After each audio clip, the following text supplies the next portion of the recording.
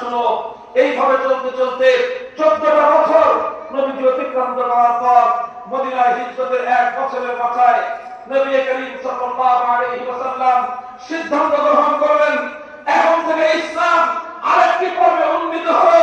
এখন থেকে ইসলামের নীতি, এখন থেকে ইসলামের পলিসি, এখন থেকে ইসলামের সিদ্ধান্ত হলো আঘাত করলে পাল্টা আঘাত ছাড়া কাউকে ছেড়ে দেওয়া হবে না। মুসলমানদের উপর অন্যায়ভাবে জুলুম করতে আসবে, যেই কারণে মুসলমানদের উপর আক্রমণ করার জন্য উদ্যত হবে, আল্লাহ পয়গম্বর সিদ্ধান্ত নিলেন সেই কারণে এখন থেকে ভেঙে গুড়িয়ে দেওয়া হবে।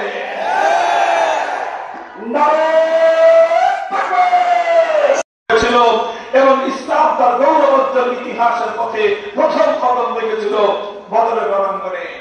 এরপর একটা একটা করে ইতিহাস সূচিত হলো, উহুদের রণাঙ্গন কায়েম হলো, সাহাবায়ে কেরাম জীবন দিলেন, 70 জনের রক্তে রঞ্জিত হলো পবিত্র উহুদের ময়দান। আমার নবী দান্দান ভাঙলেন, মাথা ভাঙলেন, সর্বাঙ্গ শরীর তার রক্তে রঞ্জিত হলো। রক্তে ঝরতে ঝরতে আমার নবী মাটিতে লুটিয়ে পড়লেন। একটু পরিমাণ আল্লাহর নবী বাতিলের সঙ্গে আপোষ করার চিন্তা করেন নাই। নবীজি ক্ষতবিক্ষত অবস্থায় উহুদের ময়দানে যখন তিনি শায়িত, তিনি বেহুশ, ময়দানে পূজা করে গেছে।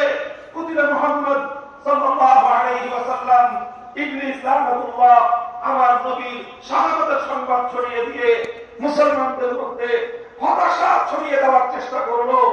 মুসলমানরা ইতস্তত বিক্ষিপ্ত হলো। আমার নবী ক্ষতবিক্ষত জমিনে একেবারে শুয়ে, আল্লাহর জমিনে আমার নবী শায়িত অবস্থায়, রক্তাক্ত অবস্থায়। সাহাবায়ে কেরাম আল্লাহর দ্বীন দুনিয়ার প্রান্তে প্রান্তে পৌঁছে যাবে। খন্দক হলো ইসলাম